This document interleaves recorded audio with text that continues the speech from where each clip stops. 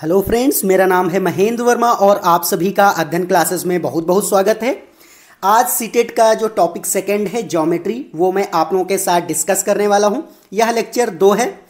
जो पहला टॉपिक था स्पेशल अंडरस्टैंडिंग ऑफ शेप्स, वो मैंने ऑलरेडी आप लोगों के साथ डिस्कस कर लिया है। अगर आपने वो वीडियोज़ नहीं देखा है तो उसका लिंक डिस्क्रिप्शन में है, आप देख सकते हैं। यहाँ पर जो ये सेकंड टॉपिक है वो है ज्योमेट्री, जो कि यहाँ पर पेपर 1 के लिए मैं ये जो पूरी मैथ है ये सीरीज़ मैं करा रहा हूँ। तो ये सेकंड टॉपिक ज्योमेट्री है। ज्योमेट्री से आपके सीटेट एग्ज़ाम में काफ़ी ज़्यादा क्वेश्चन यहाँ पर पूछे जाते हैं, तो ये काफ़ी इंपॉर्टेंट टॉपिक है। आप लोग लास्ट तक ज़रूर बने रहिएगा। और वीडियो स्टार्ट करने से पहले अगर आप चैनल पर नए हैं तो इसको सब्सक्राइब कर लीजिए, जिससे कि आने वाली जो वीडियोज़ हैं उनका नोटिफिकेशन आपसे मिस नहीं होगा। चलिए स्टार्ट करते हैं ज्योमेट्री। तो ज्योमेट्री में क्या है, पहले हमें यहाँ पर रेखाएं पढ़नी होती हैं। रेखाएं कितने प्रकार की होती, स्पर्श रेखा, लंब रेखा, यहाँ पर समांतर रेखाएं। तो इस तरीके से सारी चीज़ें यहाँ पर मैं आपसे डिस्कस करने वाला हूँ। चलिए स्टार्ट करते हैं। पहला यहाँ पर क्या है कि रेखा मतलब कि लाइन क्या होती है। तो लाइन अगर हम इसकी डेफिनीशन की बात करें तो जिसमें सिर्फ क्या होती, लंबाई होती, ना तो चौड़ाई होती ना ही मोटाई होती, उसको क्या कहते हैं, यहाँ पर लाइन बोला जाता है। जैसे अगर हम यहाँ पर कोई एक इस तरीके से बना दें और इसको यहाँ पर इधर भी ये बढ़ सकती है इनफाइनाइट तक, और ये इधर भी यहाँ पर जा सकती है, और इसको क्या बोला जाता है, यहाँ पर लाइन बोला जाता है। लाइन में क्या है, अगर हम इसमें क्या कर दें, ये 2 पॉइंट बना दें ए और बी, तो ये इसको क्या बोलेंगे, ए और बी यहाँ पर जो बना है ये एक रेखाखंड है, इसको क्या बोलते हैं, रेखाखंड। तो ये भी आपको ध्यान रखना कि रेखाखंड क्या होता है, लाइन का ही जो पार्ट होता है, खंड होता है, उसको यहाँ पर रेखाखंड कहते हैं। और जो लाइन होती है उसको हम इनफाइनाइट की तरफ, मतलब दोनों तरफ हम इसको क्या कर सकते हैं, इंक्रीज कर सकते हैं, बढ़ा सकते हैं। अब लाइन में ही क्या आ जाती है, एक रे आ जाती है, तो जिसको क्या बोलते हैं, किरण बोलते हैं। किरण में क्या होता है कि एक जो है आपका सोर्स पॉइंट यहाँ पर होता है, और एक तरफ हम यहाँ पर क्या कर सकते हैं, उसको इधर आगे हम बढ़ा सकते हैं इस तरीके से। तो इसको हम इनफाइनाइट तक बढ़ा सकते हैं। जैसे यहाँ पर अगर हम सोर्स की बात करें तो यहाँ पर सन हो जाएगा, सन से, जैसे कि यहाँ पर सन से रेज आती हैं, तो उस तरीके से आपको याद रखना। रे क्या होती है कि एक सोर्स पॉइंट होता है और यहाँ पर एक ही तरफ हम इसको बढ़ा सकते हैं। एक क्या होता है, ये फिक्स पॉइंट होता है, जो सोर्स होता है वो फिक्स पॉइंट होता है, और इसको हम क्या कर सकते हैं, आगे की तरफ बढ़ा सकते हैं। तो उम्मीद है आपको रेखा और किरण में यहाँ पर अंतर समझ में आ गया होगा। रेखा को हम दोनों तरफ यहाँ पर इंक्रीज कर सकते हैं, लेफ्ट और राइट दोनों तरफ, लेकिन जो किरण होती है सोर्स पॉइंट यहाँ पर उसका फिक्स होता है और एक ही तरफ उसको हम यहाँ पर इंक्रीज कर सकते हैं। अब थर्ड ज्योमेट्री में क्या आ जाता है कि थर्ड है स्पर्श रेखा। स्पर्श रेखा क्या होती है, जैसे कि यहाँ पर एक सर्कल बना हुआ है, अगर हम इसको टच करते हुए कोई भी यहाँ पर लाइन ऐसे खींच दें, जैसे कि ये ए बी रेखाखंड है, अगर यहाँ पर ये लाइन मैंने खींच दी है तो ये जो लाइन होगी इसको क्या बोलेंगे, स्पर्श बिंदु। जहाँ पर ये मतलब कि वृत्त से, सर्कल से जहाँ पर ये मिल रहा है, इसको क्या बोलेंगे, यहाँ पर स्पर्श, इसको बोल सकते हैं स्पर्श बिंदु। और ये जो रेखा है इसको हम बोल सकते हैं यहाँ पर स्पर्श रेखा। तो ये आपको ध्यान रखना, स्पर्श रेखा क्या होती है, जब किसी भी वस्तु से कोई रेखा स्पर्श करते हुए जाती है तो उसको यहाँ पर स्पर्श रेखा बोला जाता है। उम्मीद है आपको ये समझ में आ गया होगा। अब नेक्स्ट देख लेते हैं, लंब रेखा किसे कहते हैं, जिसको कि इंग्लिश में परपेंडिकुलर लाइन बोलते हैं। जैसे कि अगर कोई यहाँ पर लाइन ए बी है, यहाँ पर ए बी ये लाइन है, और इस पर क्या है कि यहाँ पर 90 डिग्री मतलब कि लंब यहाँ पर डाल दिया जाए, तो यहाँ पर ये क्या है, एम पॉइंट जैसे हमने मान लिया इसको, और ये 90 डिग्री यहाँ पर एंगल बना रहा है। तो अगर ये लाइन जो है, जैसे कि इसको हम एम एन बोल दें, तो एम एन क्या हो जाएगा, एम एन ऐसे लिख सकते हैं, एम एन परपेंडिकुलर, मतलब ये परपेंडिकुलर का साइन है ए बी।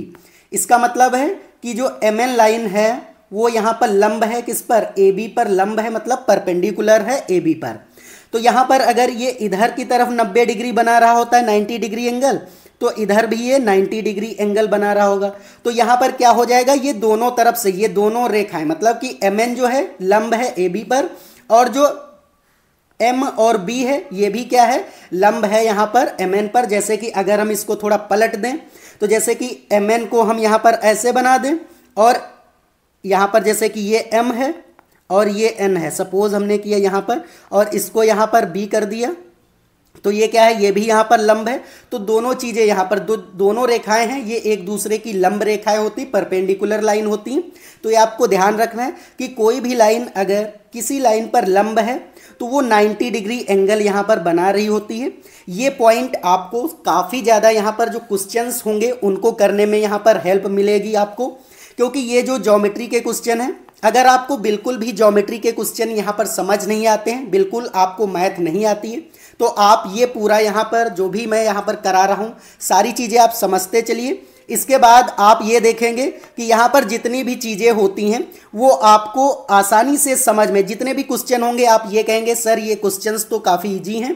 तो इस तरीके से आप केवल और केवल कॉन्सेप्ट करते चलिए और आपको ये ज्योमेट्री के जितने भी क्वेश्चन यहाँ पर होंगे जब मैं प्रैक्टिस सेट कराऊंगा तो आपको काफ़ी ज़्यादा इजी लगेंगे। तो चलिए अब नेक्स्ट है यहाँ पर समांतर रेखा। तो समांतर रेखा को क्या बोलते हैं, पैरेलल लाइन बोलते हैं। तो पैरेलल लाइन क्या होती है यहाँ पर कि जैसे कि अगर दो लाइनें हैं, जैसे कि एक ये लाइन है और एक यहाँ पर ये लाइन है, जैसे कि ये लाइन ए बी ऊपर वाली है और नीचे वाली क्या है, इसको हम कर देते हैं सी डी। तो ये पैरेलल तभी दोनों होंगी जब इनके बीच का जो डिस्टेंस है हमेशा क्या रहे, बराबर रहे। तो जब यहाँ पर दोनों लाइनों के बीच में बराबर डिस्टेंस रहती है हमेशा हर जगह पर, मतलब कि अगर यहाँ 5 सेंटीमीटर दोनों के बीच में डिस्टेंस है, यहाँ पर भी 5 सेंटीमीटर है और यहाँ भी 5 सेंटीमीटर डिस्टेंस है इन दोनों के बीच में, तो ए बी क्या हो जाएगा, लिख सकते हैं ए बी जो है ये पैरेलल का साइन होता है सी डी। मतलब यहाँ पर हम लिख सकते हैं कि ए बी जो है वो पैरेलल है यहाँ पर सी डी के, इस तरीके से लिख सकते हैं। आप अगर डेली लाइफ में देखें तो जो रेल की पटरियाँ होती हैं, जो ट्रेन की यहाँ पर जो पटरी होती है वो हमेशा क्या होती, पैरेलल होती, कभी भी आपस में वो कट नहीं करती। जो लाइनें आपस में कहीं पर भी मतलब कट नहीं करती उनको हम पैरेलल लाइन बोलते हैं। तो इस तरीके से पैरेलल लाइन होती हैं, आपको ध्यान रखना है। जहाँ पर हमेशा और हमेशा सेम डिस्टेंस पाई जाती है तो वो क्या हो जाती है, पैरेलल लाइन होती हैं। तो उम्मीद है आपको ये चीज़ समझ में आ गई होगी। अब नेक्स्ट है तिर्यक रेखा। तिर्यक रेखा क्या होती है, जैसे कि अगर दो समांतर रेखाएं हैं, अभी जैसे मैंने आपको बताया समांतर रेखा क्या होती कि हमेशा उसमें सेम डिस्टेंस हर जगह पर होती, और एक तीसरी रेखा यहाँ पर उन दोनों को कट करती, तो इसी को क्या बोलते हैं यहाँ पर, तिर्यक रेखा बोलते हैं। तो ये आपको याद रखना है कि तिर्यक रेखा वो होती है जब दो समांतर रेखाएं होती, जैसे कि ए बी है और ये सी डी है और इसको एल और एम ये लाइन यहाँ पर क्या कर रही, कट कर रही है। तो ये जो एल एम है इसको क्या बोलेंगे, तिर्यक रेखा है। ये जो क्या कर रही है, ए बी को भी यहाँ पर कट कर रही है और सी डी को भी कट कर रही है, तो एल एम तिर्यक रेखा हो जाएगी, ए बी और सी डी दोनों की यहाँ पर हो जाएगी। तो इस तरीके से ये तिर्यक रेखा होती है। नेक्स्ट है यहाँ पर कोण, मतलब कि एंगल क्या होते हैं। तो ये आपको काफ़ी इंपॉर्टेंट ये है कि कोण कैसे होते हैं, कैसे बनते हैं कोण। तो जब दो लाइनें एक जगह पे मिलती हैं आकर के, जैसे कि ये ए बी लाइन है और ये क्या मिली है यहाँ पर आकर के मिली है यहाँ पर, जैसे कि ये वाली लाइन यहाँ पर इस तरीके से यहाँ पर मिल गई है आकर के, तो ये जो डिस्टेंस बीच की डिस्टेंस होती इसी को क्या बोला जाता है, कोण बोला जाता है। और इसको क्या करते हैं, थीटा से यहाँ पर डिनोट करते हैं, मतलब कि इसको किससे यहाँ पर डिनोट करते हैं, तो थीटा से डिनोट करते हैं। तो उम्मीद है आपको कोण यहाँ पर समझ आ गया होगा कि जब, एक बार मैं फिर से यहाँ पर समझा देता हूँ कि जैसे एक ये लाइन है, ये आई लाइन और दूसरी लाइन यहाँ से इस तरीके से मिल गई है, और जो ये बीच की डिस्टेंस होती है इसी को क्या बोला जाता है, यहाँ पर कोण बोला जाता है, थीटा बोला जाता है। तो इस तरीके से जब दो लाइनें आपस में मिलती हैं आकर के एक पॉइंट पर, तो उनके जो बीच की डिस्टेंस होती है उसी को कोण कहते हैं। अब यहाँ पर कोण कितने प्रकार के होते हैं, चलिए वो देख लेते हैं। तो जो सबसे पहले प्रकार का कोण होता है वो न्यून कोण होता है, जिसको कि एक्यूट एंगल बोला जाता है। यहाँ पर क्या बोला जाता है, तो एक्यूट एंगल बोला जाता है। तो अब न्यून कोण क्या होता है, जो यहाँ पर 0 डिग्री से बड़ा होता है। कौन सा होगा, तो 0 डिग्री से क्या होना चाहिए, यहाँ पर बड़ा होना चाहिए, मतलब कि ग्रेटर देन 0। यहाँ पर आप लिख सकते हैं ग्रेटर देन 0, और लेस देन क्या होता है, लेस देन 90 डिग्री। तो जो 90 डिग्री से कम और 0 डिग्री से ग्रेटर होते हैं जो एंगल, वो क्या कहलाते हैं, यहाँ पर एक्यूट एंगल, न्यून कोण कहलाते हैं। जैसे कि अगर मैंने एक यहाँ पर ये एंगल बनाया, ये कोण बना दिया, ये है जैसे कि 45 डिग्री, तो ये 45 डिग्री क्या है, ये एक्यूट एंगल है। क्या है, एक्यूट एंगल है। आप इस तरीके से भी डिनोट कर सकते हैं, जैसे कि अगर ये क्या होना चाहिए, 0 डिग्री से बड़ा होना चाहिए एंगल, और यहाँ पर क्या होना चाहिए 90 डिग्री से छोटा होना चाहिए। तो आप इस तरीके से भी ध्यान रख सकते हैं कि ये जो एंगल मतलब कि यहाँ पर ये थीटा है बीच में जो ये है, ये 0 डिग्री से बड़ा है और 90 डिग्री से क्या है छोटा है, उसको क्या बोलेंगे यहाँ पर न्यून कोण बोलेंगे, एक्यूट एंगल बोलेंगे। तो जब भी आपके सीटेट में यहाँ पर एक्यूट एंगल पूछा जाएगा तो आपको ये बताना है कि यहाँ पर वो 0 डिग्री से बड़ा होगा और 90 डिग्री से यहाँ पर छोटा होगा। इस तरीके से आप में थ्योरेटिकल भी क्वेश्चन पूछ लिए जाते हैं, तो आपको ये ध्यान रखना है। अब नेक्स्ट जो एंगल है, तो नेक्स्ट टाइप है समकोण, जिसको हम राइट एंगल कहते हैं। तो जो एग्जैक्ट क्या होता है, एग्जैक्ट होता है 90 डिग्री, उसको क्या बोलते हैं यहाँ पर समकोण बोला जाता है, और क्या बोला जाता है यहाँ पर राइट एंगल बोला जाता है। इंग्लिश में राइट एंगल कहते हैं और हिंदी में क्या कहते हैं, समकोण कहते हैं। तो यहाँ पर समकोण ऐसे बना लेते हैं। तो ये जो एंगल है बीच का, ये कितना है, ये 90 डिग्री, एग्जैक्ट 90 डिग्री है। तो इसको क्या बोलेंगे यहाँ पर, समकोण बोलेंगे, राइट एंगल बोलेंगे। अब नेक्स्ट है यहाँ पर अधिक कोण। अधिक कोण क्या होता है कि जो यहाँ पर 90 डिग्री से क्या होना चाहिए, बड़ा होना चाहिए, और यहाँ पर क्या होना चाहिए कि 180 डिग्री से क्या होना चाहिए, छोटा होना चाहिए। तो जो 180 डिग्री से छोटा और 90 डिग्री से बड़ा होगा उसको क्या बोलेंगे, अधिक कोण बोलेंगे। जैसे कि यहाँ पर ये वाला एंगल, ये कितना है, 120 डिग्री है। तो 120 डिग्री क्या है, 90 डिग्री से तो बड़ा है, और यहाँ पर 180 डिग्री से ये छोटा है। तो क्या हो जाएगा यहाँ पर ये अधिक कोण, जिसको कि ऑब्ट्यूज एंगल भी बोला जाता है।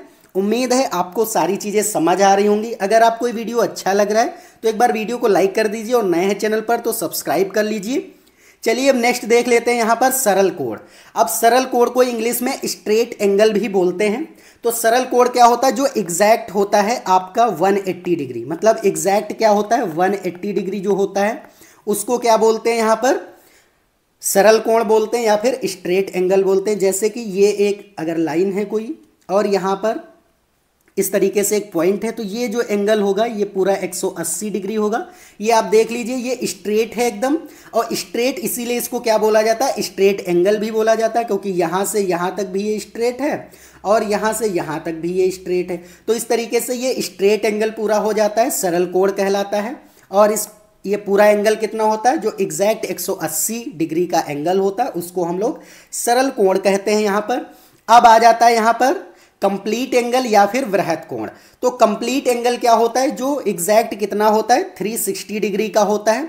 तो 360 डिग्री एंगल को क्या बोलते हैं यहाँ पर, वृहत कोण बोलते हैं या फिर कंप्लीट एंगल भी बोलते हैं यहाँ पर। तो ये भी आपको ध्यान रखना है। चलिए देख लेते हैं यहाँ पर, जैसे कोई यहाँ पर ये लाइन थी और ये लाइन यहाँ से चले और फिर से यहाँ पर ही आकर के रुक गए।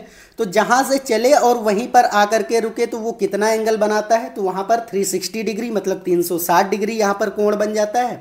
तो इसको क्या बोलते हैं, बृहत कोण या फिर कंप्लीट एंगल यहाँ पर बोलते हैं। तो उम्मीद है आपको यहाँ पर सारी चीज़ें अब समझ आई होंगी।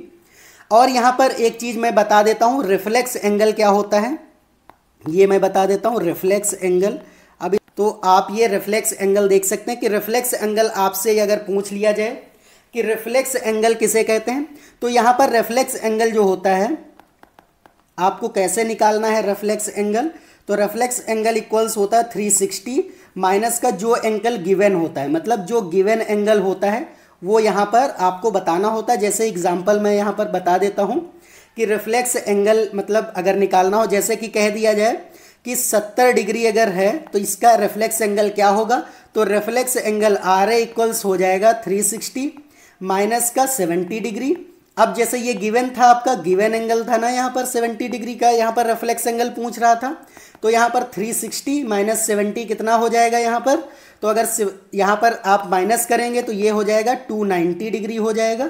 तो इस तरीके से क्या होगा, 290 डिग्री जो है वो रिफ्लेक्स एंगल यहाँ पर आपका आ गया है। तो इसी तरीके से आपको अगर एग्जाम में रिफ्लेक्स एंगल पूछ लिया जाएगा तो आपको इसी तरीके से यहाँ पर सॉल्व करना है। उम्मीद है आपको रिफ्लेक्स एंगल अच्छे से समझ में आ गया होगा। कोई भी डाउट है तो आप कमेंट करके ज़रूर पूछिए। चलिए देख लेते हैं अब यहाँ पर पूरक कोण। यहाँ से आपके सीटेट में काफ़ी सारे क्वेश्चन पूछे जाते हैं और हर शिफ्ट में यहाँ पर पूछे जाते हैं।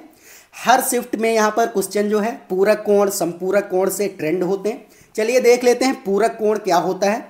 तो अगर पूरक कोण की बात करें तो यहाँ पर जो एंगल ए होता है, मतलब कि दो एंगल का जो सम होना चाहिए, मतलब कि जोड़ होना चाहिए, वो 90 डिग्री अगर है तो उनको हम क्या बोलेंगे, पूरक कोण बोलेंगे। जैसे कि अगर यहाँ पर θ1 है और प्लस θ2 है, तो अगर इन दोनों को जोड़ा जाए तो ये कितना हो जाएगा, 90 डिग्री हो, तो इसको हम क्या बोलेंगे, पूरक कोण बोलेंगे। अब यहाँ पर क्या होगा, पूरक कोण बराबर क्या होता है, तो पूरक कोण बराबर होता है यहाँ पर 90 डिग्री माइनस का एंगल, मतलब कि जो गिवन एंगल होना चाहिए, मतलब कि जो कोण वहाँ पर आपको गिवन होगा वो आपको करना। जैसे कि अगर आपसे बोल दिया जाए कि 30, जैसे कि मैं यहाँ पर क्वेश्चन लिख देता हूँ, 30 डिग्री का पूरक कोण क्या होगा, पूरक कोण बताइए। इस तरीके से आप में क्वेश्चन आ जाए तो आपको कैसे करना, चलिए यहाँ पर हम कर लेते हैं, थोड़ा इसको इरेज करते हैं और यहाँ पर कर लेते हैं। तो यहाँ पर देखो 30 डिग्री का पूरक कोण आपको बताना है, तो यहाँ पर क्या हो जाएगा, पूरक कोण बराबर क्या हो जाएगा, यहाँ पर 90 और माइनस गिवन एंगल क्या है आपका 30 डिग्री है, तो माइनस का 30 डिग्री आपको माइनस कर देना है। तो यहाँ पर जो 60 डिग्री आ गया वो पूरक कोण आपका आ गया। तो इस तरीके से आपको यहाँ पर ध्यान रखना है कि पूरक कोण क्या होते हैं, एंगल 1 और एंगल 2 का जो सम हो वो 90 डिग्री होना चाहिए। जब वहाँ पर 90 डिग्री होगा तो उसको हम पूरक कोण कहेंगे, और पूरक कोण बराबर होता है 90 माइनस गिवन एंगल। तो इस तरीके से यहाँ पर आपको ध्यान रखना है। अब यहाँ पर नेक्स्ट आ जाता है समपूरक कोण, जिसको कि यहाँ पर क्या बोलते हैं, सप्लीमेंट्री एंगल भी बोलते हैं। तो यहाँ पर जैसे कि वहाँ पर क्या था कि एंगल 1 और एंगल 2 का यहाँ पर ऐड करने पर 90 डिग्री होता था, इसी तरीके से यहाँ पर एंगल 1 और एंगल 2 मतलब θ1 और θ2 यहाँ पर जोड़ करके कितना हो जाए, यहाँ पर 180 डिग्री अगर बन जाएगा तो यहाँ पर ये क्या हो जाएगा, आपका सप्लीमेंट्री एंगल या फिर समपूरक कोण हो जाएगा। जैसे अब यहाँ पर पूछ लिया जाए समपूरक कोण बराबर, तो समपूरक कोण बराबर आपको यहाँ पर ध्यान रखना है 180 डिग्री माइनस का गिवन एंगल, यहाँ पर जो भी एंगल गिवन होगा, गिवन एंगल आपको ध्यान रखना है। तो ये फार्मूला है, आपको यहाँ से याद रखना। आप अगर चाहें तो साथ साथ में नोट करते चलें, क्योंकि सारी चीज़ें काफ़ी इंपॉर्टेंट हैं। अगर आपको यहाँ से सारी चीज़ें, आप ये सारी चीज़ें अगर समझ जाएंगे तो आप, अगर आपको मैथ नहीं भी आ रही होगी तो आपको यहाँ से अच्छे से मैथ आने लगेगी। आप ये पूरी सीरीज़ देखिए, केवल और केवल 6 से 7 वीडियो में ये पूरी मैथ आपकी यहाँ पर फिनिश होने वाली है। तो एक एक टॉपिक मैं डेली यहाँ पर लेकर के आ रहा हूँ। तो चलिए देख लेते हैं। अब यहाँ पर संपूरक कोण था, जैसे कि अगर क्वेश्चन भी आ जाए कि जैसे पूछ लिया जाए कि 70 डिग्री का संपूरक कोण, 70 डिग्री का संपूरक कोण क्या होगा, आपसे पूछ ले संपूरक कोण क्या होगा। तो यहाँ पर आपको ध्यान रखना है कि जैसे कि 180 से आपको क्या करना है, यहाँ पर गिवन एंगल मतलब 70 डिग्री है, तो 70 डिग्री आपको क्या करना, माइनस करना है। तो अगर 70 माइनस करेंगे तो 110 डिग्री आपका संपूरक कोण यहाँ से मिल जाएगा। तो इस तरीके से आपको क्वेश्चन अगर मिलेंगे तो इसी तरीके से आपको करना है, ये वाला फार्मूला आपको लगाना है। चलिए अब देख लेते हैं सम्मुख कोण क्या कहते हैं, जिसको कि अपोजिट एंगल बोलते हैं। अगर कोई दो लाइन यहाँ पर होती हैं, जैसे कि यहाँ पर कोई दो लाइन, एक ये लाइन है और एक लाइन ये है, जैसे कि यहाँ पर मल्टीप्लाई का अगर साइन इस तरीके से बन रहा है, तो यहाँ पर जो ये एंगल होगा वो इस एंगल के इक्वल होगा। इसी को क्या बोलते हैं, सम्मुख कोण या फिर अपोजिट एंगल बोलते हैं। जैसे कि ये 1 एंगल है और ये 2 है, तो एंगल 1 क्या होगा, एंगल 2 के बराबर होगा, और ये क्या होगा, अपोजिट एंगल होगा, मतलब सम्मुख कोण होगा। यहाँ पर जो एंगल, जैसे इसको 3 मान लेते हैं और इसको क्या मान लेते हैं, 4 मान लेते हैं, तो एंगल जो 3 होगा वो एंगल 4 के इक्वल भी होगा, और यहाँ पर क्या होगा, अपोजिट भी होगा। तो जो अपोजिट एंगल होते हैं वो दोनों आपस में इक्वल होते हैं और बराबर भी होते हैं, मतलब कि इक्वल का मतलब बराबर ही होता है। तो यहाँ पर अपोजिट एंगल आपको ध्यान रखना है कि जब भी आपको इस तरीके का क्वेश्चन मिले कि अपोजिट एंगल, जैसे कि यहाँ पर मैं इसको इरेज करके एक बार समझा देता हूँ। ये क्वेश्चन जैसे मैं ले लेता हूँ, जैसे कि यहाँ पर दे दिया जाए, इस तरीके से बनाया गया, और ये 70 डिग्री है, यहाँ पर x है और यहाँ पर आपको 30 डिग्री दे रखा है। अब ये पूछा जाए कि ये एंगल कितना होगा, तो x एंगल कितना हो जाएगा। अब यहाँ पर इसके सामने है तो 70 डिग्री ये भी हो जाएगा। तो आप बिल्कुल बिना पेन और कॉपी उठाए भी आपके यहाँ पर आंसर करेक्ट हो जाएंगे, क्योंकि अपोजिट एंगल क्या होते हैं, इक्वल होते हैं। तो आपको ध्यान रखना है। अब नेक्स्ट देख लेते हैं यहाँ पर एकांतर कोण, इंटीरियर एंगल जिसको कहते हैं। तो यहाँ पर एकांतर कोण क्या हो जाता है, जैसे कि दो अगर समांतर रेखाएं हैं और यहाँ पर तिर्यक रेखा एक उसको काटती है, जैसे कि ये AB रेखा है और यहाँ पर नीचे वाली CD है, और यहाँ पर LM क्या कर रही है, यहाँ पर इसको तिर्यक रेखाएं काट रही है। अब जैसे इसको हम क्या कर देते हैं, 1 एंगल मान लेते हैं, इसको 2 यहाँ पर नंबरिंग कर देते हैं, यहाँ पर 3 कर देते हैं और यहाँ पर 4 कर देते हैं। फिर यहाँ पर कर देंगे 5, यहाँ पर 6 हो जाएगा, फिर 7 होगा और यहाँ पर 8 हो जाएगा।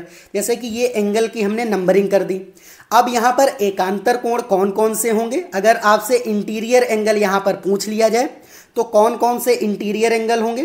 तो यहाँ पर मैं पेन थोड़ा चेंज कर लेता हूँ, जैसे कि मैं बता दूँ कि जैसे कि ये जो 4 है एंगल और यहाँ 5 है, ये जो अंदर के मतलब कि AB लाइन है उसके नीचे और CD लाइन है उसके ऊपर, यहाँ पर जो 4 और 5 यहाँ पर मतलब कि ये तिर्यक रेखा है एक LM, और इसके इधर मतलब कि बाएं साइड और दाएं साइड, तो एंगल 4 जो होगा वो एंगल 5 के क्या होगा, इक्वल होगा, और यहाँ पर क्या होगा, इंटीरियर एंगल भी होगा। तो इंटीरियर मतलब एकांतर कोण जो होते हैं वो आपस में बराबर होते हैं, ये भी आपको ध्यान रखना है। इसी तरीके से एंगल जो 3 होगा एंगल 6 के इक्वल हो जाएगा। तो एंगल 3 बराबर किसके हो जाएगा, एंगल 6 के बराबर होगा। ये इंटीरियर एंगल होंगे और आपस में बराबर भी होंगे। अब अगर आपसे पूछ लिया जाए इसी में संगत कोण क्या होंगे, तो यहाँ पर जैसे संगत कोण आपसे पूछे जाए तो फिर से मैं यहाँ पर बना देता हूँ। जैसे ये AB थी लाइन और ये यहाँ पर CD है, और इस तरीके से LM क्या है, तिर्यक रेखा यहाँ पर काट रही है। तो यहाँ पर क्या हो जाएगा, जैसे कि अभी मैंने यहाँ पर नंबरिंग की थी 1 2 3 और 4, फिर यहाँ पर 5 6 7 और 8 हो जाएगा। अब यहाँ पर अगर आपसे पूछ लिया जाए कि संगत कोण कौन कौन से होंगे, तो यहाँ पर संगत कोण कौन से होंगे आपको ध्यान रखना है यहाँ पर कि जो ये वाला एंगल है 1 और यहाँ पर क्या हो जाएगा 6, मतलब कि AB लाइन के ऊपर और एक ही साइड में और CD लाइन के ऊपर यहाँ पर क्या हो जाएगा, ये संगत कोण है। तो एंगल 1 किसके इक्वल होगा, एंगल 6 के। और अगर इन दोनों को सम कर दिया जाए जैसे कि यहाँ पर, और ऐसे एंगल 2 इक्वल्स एंगल 5 हो जाएगा। तो आपको याद रखना है एंगल 2 इक्वल्स क्या हो जाएगा, एंगल 5 भी हो जाएगा। तो यहाँ पर आपको याद रखना है कि ये जो होंगे ये संगत कोण भी जो होते हैं ऊपर के, यहाँ पर ये वाला सेम साइड, ये होते हैं संगत कोण, और जो अगर ये वाले जो होते हैं ये होते हैं एकांतर कोण, मतलब कि इंटीरियर एंगल होते हैं। अब अगर यहाँ पर जैसे कि एंगल यहाँ पर क्या है कि 3 है यहाँ पर और एंगल 5 जो है, तो एंगल 3 और प्लस एंगल 5 जो होगा अगर उनको आपस में ऐड कर दिया जाए तो वो 180 डिग्री बनाएंगे। जैसे कभी कभी आप में क्वेश्चन दे दिया जाता है, यहाँ पर आपको दे देगा कि ये 60 डिग्री है और एंगल 5 यहाँ पर बताएगा कि ये वाला क्या होगा। तो आपको याद रखना है कि ये वाला जो होगा यहाँ पर 3 एंगल और 5 एंगल जो होगा वो दोनों ऐड होकर के 180 डिग्री बनाएंगे। यहाँ से आपका जैसे एंगल 5 आपको नहीं दिया होगा तो वहाँ पर एंगल 5 आप क्या करेंगे, आसानी से वहाँ पर फाइंड आउट कर लेंगे। तो ये कुछ यहाँ पर संगत कोण था। तो ये उम्मीद है आपको सारी चीज़ें समझ आई होंगी। ज्योमेट्री से जितनी भी चीज़ें यहाँ पर आपके सीटेट में पूछी जाती थी वो सभी मैंने यहाँ पर डिस्कस कर दिया है। अगर आपको कोई भी डाउट है तो आप कमेंट करके ज़रूर पूछिए। तो आज के लिए इतना ही। अब जब नेक्स्ट डे होगा तो यहाँ पर मैं नेक्स्ट यहाँ पर चैप्टर जो नेक्स्ट टॉपिक है आपके जो सिलेबस में है, जैसे पहला यहाँ पर क्या था, स्पेशल अंडरस्टैंडिंग ऑफ शेप्स, तो वो मैंने करा दिया। फिर नेक्स्ट था यहाँ पर ज्योमेट्री, तो ज्योमेट्री भी मैंने यहाँ पर आपको सेकंड टॉपिक करा दिया। यहाँ पर मैं पूरा अभी थ्योरी करा रहा हूँ आपको A to Z। अभी पहले शुरुआत में थ्योरी कराऊंगा, फिर यहाँ पर प्रैक्टिस कराऊंगा। तो आप अगर थ्योरी करते चलेंगे तो आपको वहाँ पर जब मैं प्रैक्टिस सेट कराऊंगा तो काफ़ी इजी लगेंगे आपको प्रैक्टिस सेट। तो इसी तरीके से अब जब नेक्स्ट टॉपिक है वो भी मैं यहाँ पर कल लेकर के आने वाला हूँ। तो आप लोग चैनल पर अगर नए हैं तो इससे ज़रूर जुड़ जाइए। तो आज के लिए इतना ही। अब मिलते हैं नेक्स्ट वीडियो में, तब तक के लिए जय हिंद, जय भारत।